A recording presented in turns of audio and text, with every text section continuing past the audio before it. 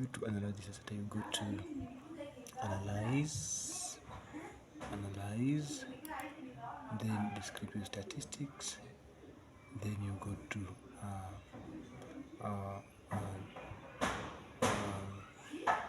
descriptives of frequencies, then you select all of this, then you move to the variables window. You don't need this one, so you can take it back.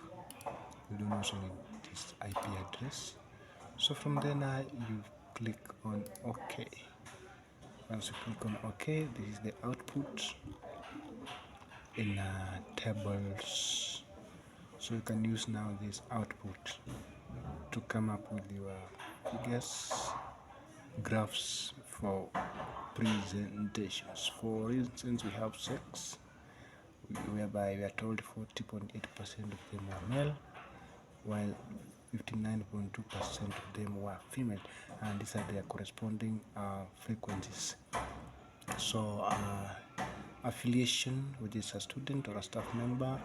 The next table is the year of study. So you can see third year are 19.7%.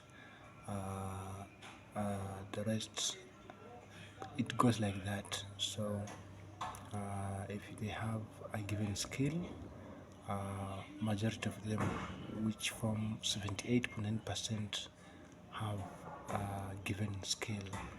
Then we move next to if they think this is a soft skill. The same valid percentages and frequencies are provided in those tables. So you can use these tables to draw pie charts, figures using Excel. So thank you for watching this video. Next video I'm going to train you on how to use mobile data tools, on how to collect data using mobile Android like ODK and Kobo Collect. Thank you so much. My name is Ban K Ramadan.